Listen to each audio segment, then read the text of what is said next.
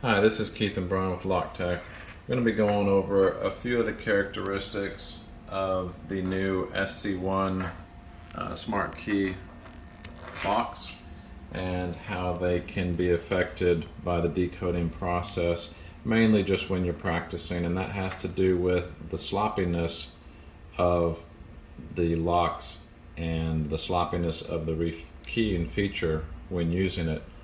So this is a factory key that came with it. Take it out, you rekey it to whatever you want to rekey it to, and chances are the bidding is not going to be exactly what you rekeyed it to. And we'll get into that here in a minute and explain it more in depth and show it more in depth. But for example, these locks, this is the inside of one, and as you can see under the microscope, these locks have individual wafers, and that's what they look like. And as you can see, it's got a little disc that sits in a groove, and there's only 10 different locations that can fall into, representing each of the 10 depths. So you cannot have a half cut. You cannot have the lock pinned up to a half cut key. Even if you cut the key at a half cut, it's going to choose one or the other. Okay, so this lock here has been keyed up. I think that's a key and it came with. It's a factory key.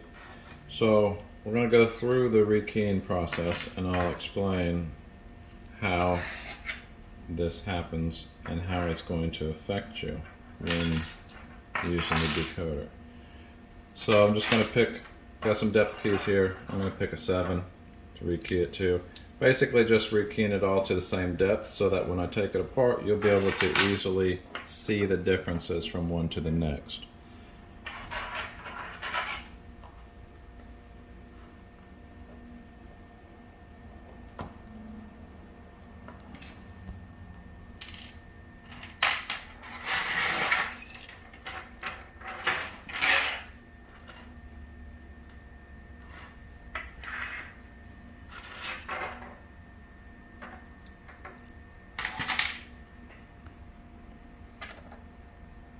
Okay, so this lock is pinned up to all 7s. There you can see all the individual wafers.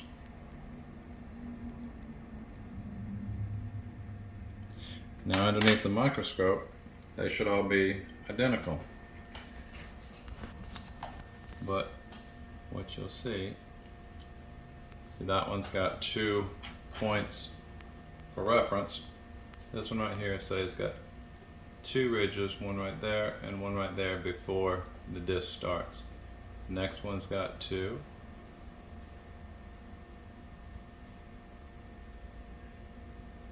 You'll see this one here has got 3. Got the first one, second one, and third one. Now it's got first one and second one, first one and second one. Now it's got first one and second one, and first one and second. So this wafer right here is not pinned up to a 7. So what that means is if you were practicing and you knew what you thought the lock was supposed to be pinned up to, and you're decoding the lock and you read something differently than what you think the lock is pinned up to, that's going to mess you up.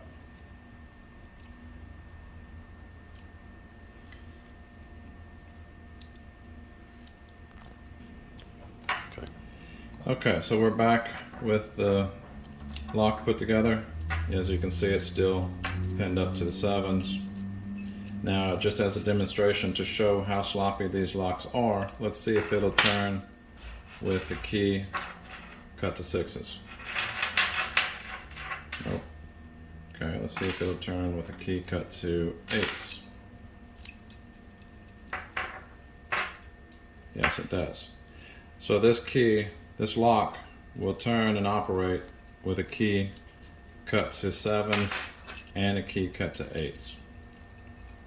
And that's because the wafers were pinned up to 7s and likely 1/8. I don't know that, I didn't check that for sure. But this won't always happen, but it does happen quite frequently. and you just need to be aware of it when you're reading and you're setting a lock to what you think is the bidding. Just know that it may not be the bidding that you set it to.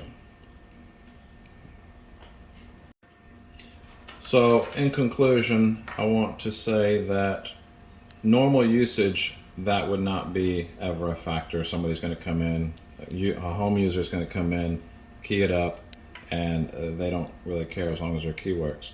And when you're using the tool out in the field, it won't matter because you're just making a key to unlock it or what have you.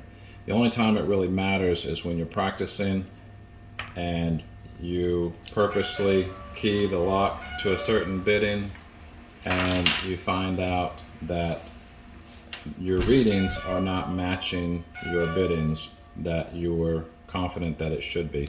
That's because it's not actually those biddings. So for that reason, just take note when you're practicing with the lock that can happen, and whenever you get your decoding process done, go ahead and cut that key and then operate the lock with it.